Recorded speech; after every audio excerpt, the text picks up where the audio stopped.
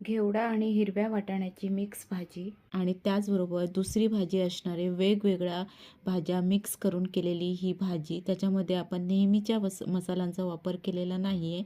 थोड्या वेगळ्या आणि काही मसाल्यांचा वापर करून तयार केलेली ही भाजी सगळ्यांना आवडते.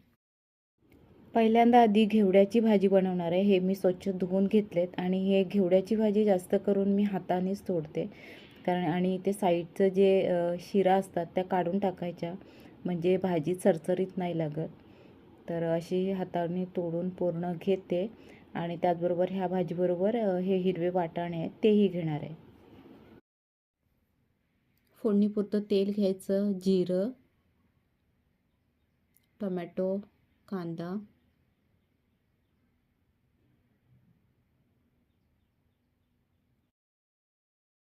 थोडं मीठ घालते. मिठामुळे त्याला पाणी सुटेल आणि ह्या पाण्यामध्ये ही घेवडा आणि हे वाटाणे शिजतील.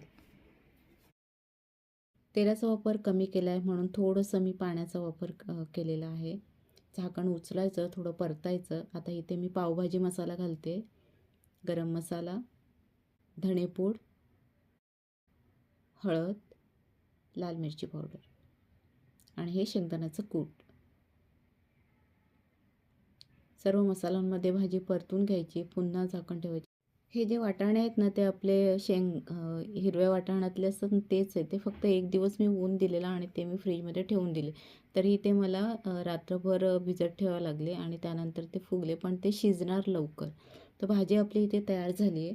आता प्लेट तयार करते, कारण की ह्या भाजीबरोबर कांदा खायला खूप मस्त लागते, कांद्याबरोबर भाजी. तर कांदा आणि ही काही पुदिन्याची पाने आणि ही आपली भाजी तयार आहे. दुसरी भाजी असणार आहे मिक्स भाजी, ज्या थोड्या थोड्या भाज्या मी साईडला काढून ठेवल्या होत्या. तर त्याच भाज्या मी आता एकत्र केल्यात, तर भाजी होईल.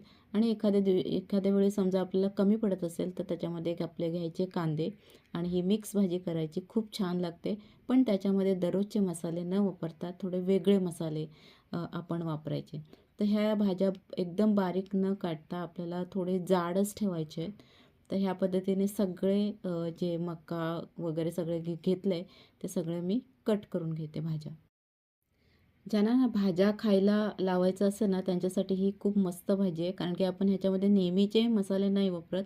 थोडक्याच मसाल्यामध्ये छान होते. चपातीबरोबर खाण्यापेक्षा ही अशीच ह्या सगळ्या भाज्या आपण सहज एक प्लेटमध्ये घेऊन सहज संपू शकतो. थोडंसं तेल घ्यायचं, त्याच्यामध्ये हे लसूण आणि अद्रक घालायचं. फ्राय झाल्यानंतर त्या आपण सगळ्या ज्या भाज्या आपण कट करून घेतल्या त्या सगळ्या भाज्या टाकायच्या.